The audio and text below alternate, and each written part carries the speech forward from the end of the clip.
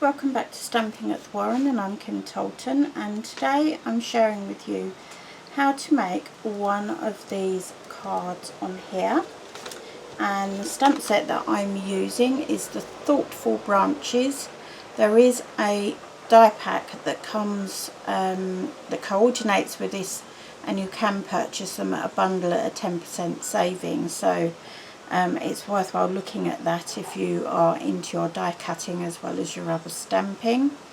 So that's the stamp set, and then your other supplies, you need 2 pieces of Wistful White cardstock that measures 14.4 by 10.1 centimetres. And you also want, I'm going to put these to one side and leave this one here. I'll show you the other two once we finish. You want a piece of Tip Top Taupe, A4 Tip Top Taupe cardstock, and you also need, that's not that, it's the Woodland Textured Impressions embossing folder. And you can see that I use this as a stamp, and I've used it quite a lot. It is a 6-inch wide embossing folder, and if you're not careful you will end up rucking up the edges, as you can see I've done here. So do take time just to get it through. Okay, and let's have a look. All of your ink pads are here. So we've got Pear Pizzazz, Emerald Envy, Chocolate Chip and Soft Suede. And this is the card that we're making today. So you could, on the inside you can see the embossed image from the Woodland embossing folder. If you wanted to, you could put another Wistful White panel in there, but I quite like having the texture inside. It shows it's handmade as well. So this is the card I'm showing you today because this isn't a stamp per se in the set. I just want to show you how I created this effect. That's the main thing. And then I'll share the other couple of cards with you right at the end. Right, so let's put those bits over there. The first thing that you want to do is make your card base. So get my Stampin trimmer up. I've got a piece of Tip Top Taupe cardstock, and you want to feed that into your trimmer to 10.5 centimetres. Put the guide down and cut. Make sure that cutting blade stays right out the way. Rotate your cardstock. Whoops, I'm going for a bit of a walk. Rotate your cardstock and line it up with 14.9 centimetres and score. And the reason I go to 14.9 is it gives you 1 centimetre to turn over the card, and it leaves a card that sits nicely on the mantle. Use your bone folder just to give that a nice crisp fold. Now how we are going to do the embossing, I've just realised I've left my actual embossing platform over there. Silly me. So very quickly, most of you will have the old multi-purpose platform that has got several tabs to it, and depending on what dies you use, you would open it up to whichever size. The new multi-purpose platform has been simplified for the simple reason Stampin' Up! No longer uses big dies. It uses all thinlits or framelits dies, and intricate dies. So you now have the Big Shot platform, and that's the one that we use for most purposes, so all your embossing and things like that, and it shows you on here. And then if you're using thinlits dies, you just add this thinner one on thinner platform, which is the adapter platform, just pops on the top, and then you can use with your thin knit dies there. So there you are, just explain that. Right, up comes my big shot.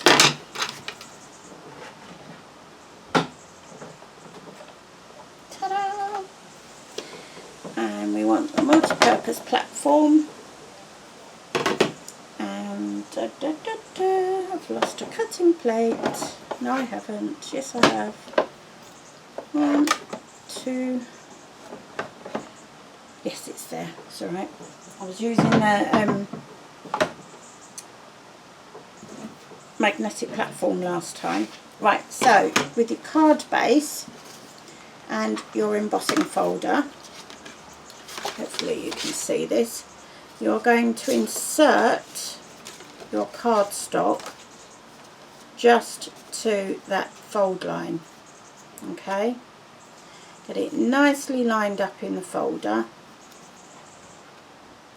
and close it, and then keep a finger on it, pop it into the big shot, get your second cutting plate, pop that on top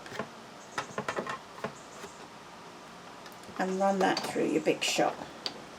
And this is where you have to be very meticulous how you feed it through to make sure it doesn't go skew-whiffy on you. There we are.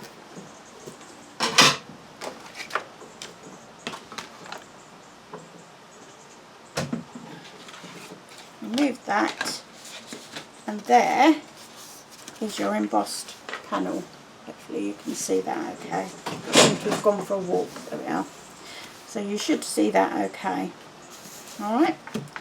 Right, so that is your card base. That Whisper White panel, or one of the Whisper White panels, you just want to grab a bit of adhesive. I'm using Tombow here. It's coming towards the end of its life, in which case I may well swap over to my fast views. But we'll see, we might get some, yeah, there we go. So a bit of Tombow in there. And this just goes on the inside, and that's where you will write your greeting. You can also do a bit of stamping inside the card as well if you want.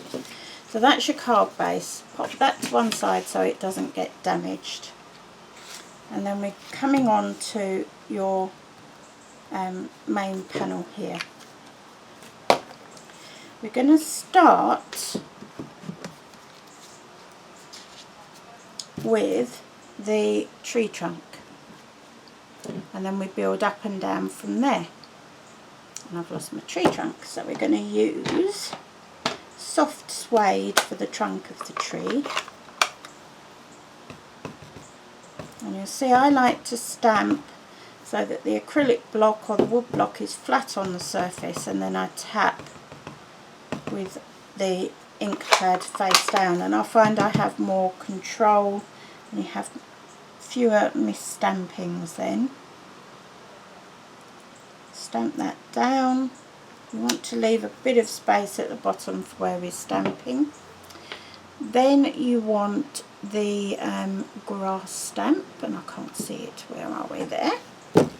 And stamp first with Emerald Envy, but you want to stamp off first, and what that means is you ink it up,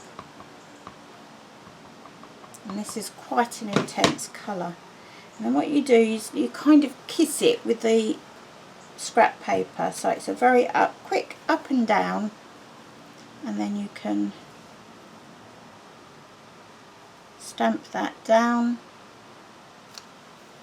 and that gives you some grass there. And I'm just going to wipe off because I've got a bit of excess here that I don't want. Now you would obviously take time to get your stamping mist and clean that stamp properly. And then I want Pear Pizzazz. And we're going to use the grass one again.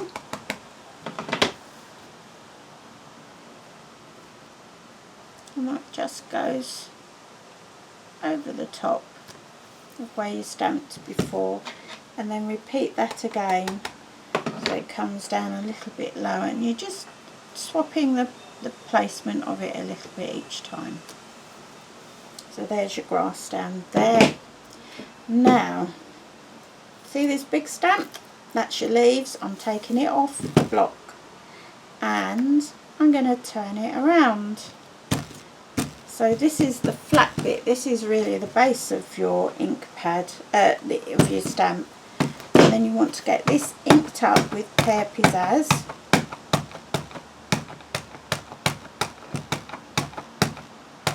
Well and truly.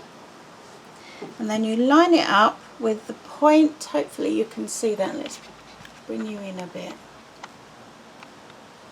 There's a little arrow up here. So that's your upward, and then you've got a little indentation here that matches where the trunk is. So stamp this down and it gives you an overall outline. Then you flip it over, and then this time stamp it the right way using Pear Pizzazz again and line it up exactly, so that gives you a faint leaf. Then back with Emerald Envy,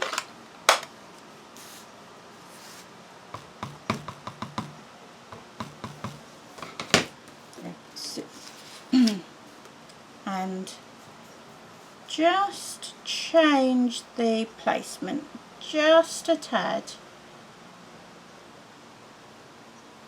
lining it up with the base of the tree. Down you go, and ta-da! How cool is that, eh? Completely different. Right, so we just want sentiment and a little bird. So the little bird can be in choc chip, I think. And there's two little birds in here. One faces one way, one faces the other. So I'm just going to pop him down there. Or it could be a her, I guess. And we'll do the sentiment whilst we're there. I'll just stamp it on some scrap card so I can orientate myself, because it's very scripty and I can't see. There we go, that looks like it. Yeah, and it just says for you.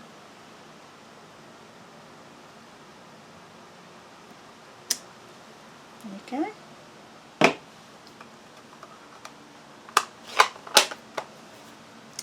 And now what I want is to be able to have a little bit of the embossing folder showing. So if I was to leave this at this size, you would barely see any of that embossing folder.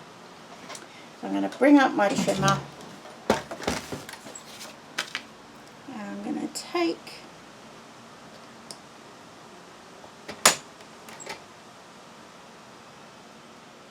two and a half centimetres off. I know that seems like a lot, but that embossing folder is just so beautiful that I really want it to stand out like that. See? And to make it pop even more, I'm actually going to use Stampin' Dimensionals to, I don't know why I'm moving those over there, because the box I want is over here. So we'll use some Stampin' Dimensionals on the back.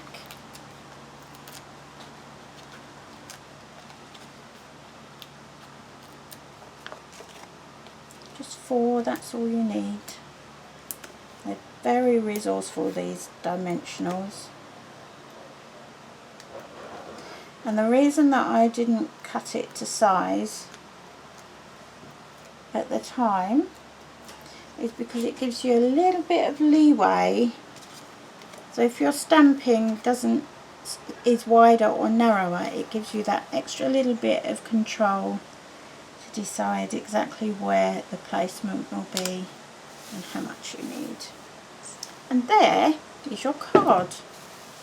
So as promised, this is the same card as this, but you can see slight differences here. In this one I actually used Emerald Envy in the background. This one is Pear Pizzazz. So it shows the difference. So that's that. And then I've also got these two cards here. So in this sample I've used the Gently Falling Texture Embossing folder for the background with the debossed side showing. Debossed just means you've got indentations as opposed to this card which is embossed because it's got the raised side. And this uses the conifer. I've got the bird up there and a different sentiment, and this is 2-step as well, so the whole set is 2-step. And then this one is really clean and crisp, and this has got a different ground stamp, and I did that in mint macaron, sort of thinking of hints of greenery peeking through snow on the floor. And then I didn't use this as 2-step, I did it as single step because I wanted that sort of wintry, fallen leaf, autumnal feel to the card, but very quick, clean and simple. And that's your cards for today. Hope you've enjoyed that. I hope it's given you a little bit of inspiration on how to use the products in slightly different ways. Always try things out. Sometimes they'll work and other times they don't, and that's just the way it goes. But if you don't give it a go, you won't know. And don't forget, all of my social media information is in the show more section under today's video. Do leave your comments. I do like to hear from you. I also love to see your own projects that you make. So to do that, you can follow my community Pinterest board, Stamping at the Warren or Kim Tolton. Either will get you there, but those links are in the show more section. If you start following the community board, and I can see that you obviously have an interest in Papercraft, I will send you an invite to join the board. And from there on in, you can start pinning your Stampin' Up creations. But it is a Stampin' Up board, so please remember that when you're pinning. I don't mind sort of 80 to 90% Stampin' Up and 10 to 20% other products, but I do want it predominantly as Stampin' Up because it's supposed to be giving people inspiration for their own Stampin' Up products. And that's it for today, so thank you very much for taking the time to watch. Hope you've enjoyed it, and I'll see you again very soon with another video. Ta-ta for now.